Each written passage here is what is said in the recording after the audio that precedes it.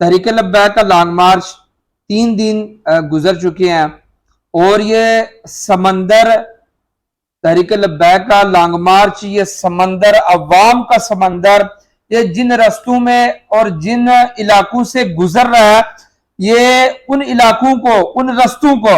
لبیک یا رسول اللہ کی صداؤں سے سیراب کرتا ہوا گزر رہا ہے۔ باتیں تو بہت ساری ہیں، لیکن ہم 2-3 اس میں باتیں کریں گے کہ یہاں آج تیسرے دن اس لانگ مارچ میں کیا ہوا۔ سب سے پہلی بات یہ ہے کہ جب حیدرآباد میں پہنچے تو وہاں پر سپہ صحابہ جو ایک جماعت ہے، اس جماعت نے،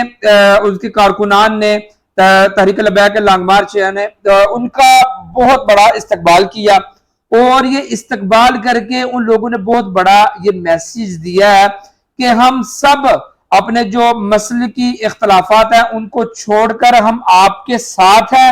اور یہ میسیج دے رہے ہیں کہ ملک پاکستان کی بقا کی خاطر ہمیں اپنے اختلافات بھولنے ہوگے، اور ساتھ رضوی صاحب کا ساتھ دے کر ملک پاکستان کی بقا کو بچانا ہوگا، ملک پاکستان کی خاطر ہمیں ایک ہونا ہوگا۔ یہ ان لوگوں نے یہ میسیج دیا، اور تحریک لبیک کے امیر حافظ صاحب حسین رضوی صاحب نے ان کے استقبال کو ایکسپٹ کر کے یہ واضح طور پر یہ پیغام دے دیا ان فرقہ واریت پھیلانے والوں کو اور ان شرپسند عناصر کو، یہ میسیج دے دیا کہ انشاءاللہ یہ تحریک لبیک فرقہ واریت کو بھی ختم کرے گی، اور ملک پاکستان کی بقا کی خاطر ہر اس جماعت کو، ہر اس محب وطن کو اپنے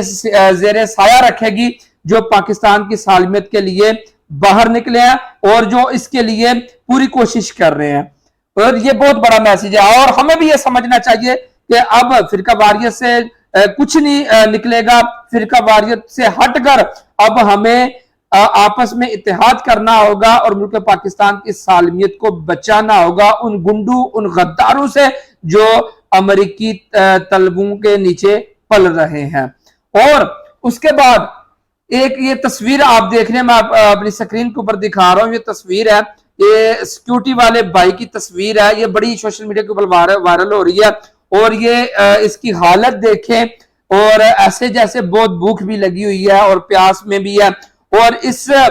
مئی کی گرمی کے اندر یہ جوتا اتار کر یہ بھائی سیکیورٹی کر رہا ہے۔ یقین جانے اس کے جذبے کو سلام ہے۔ بہت سارے کمنٹس کیے جا رہے ہیں اور بڑی حوصلہ افزائی کی جا رہی ہے۔ میں آپ کو چیلنج سے یہ کہہ رہا ہوں، اللہ اس بھائی کو سلامت رکھے، چیلنج سے یہ کہتا ہوں کہ اس سیکیورٹی والا ایک بھی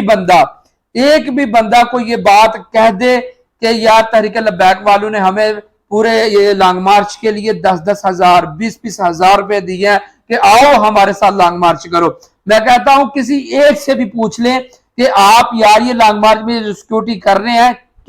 کس لیے کر رہے ہیں، تو یقیناً ان کا جواب یہ ہوگا ہم ملک پاکستان میں نظام مصطفیٰ نافذ کرنے کے لیے جس حد تک ہمیں گزرنا پڑا ہم گزریں گے، جس حد تک ہمیں قربانی دینی پڑی ہم قربانی دیں گے۔ یہ قربانی دے رہے ہیں تحریک لبیک کے کارکنان۔ اور ایک اور تصویر میں آپ کو دکھا رہا ہوں، یہ تصویر میں کچھ دن پہلے یہ ویڈیو دیکھ رہا تھا، جب دوسرا دن تھا، تو یہ جو ویل چیئر کے اوپر یہ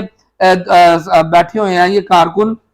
یہ جو سعد رضوی صاحب کا جو کنٹینر تھا اس کے سامنے یہ جا رہے تھے۔ پھر اب یہ میں دیکھ رہا ہوں کہ سعد رضوی صاحب نے جو خبریں مل رہی ہیں، جو جیسے دوست بتا رہے ہیں کہ سعد رضوی صاحب نے ان کو اب اپنے کنٹینر کے اوپر بٹھایا ہوا ہے، ساتھ بٹھایا ہوا ہے،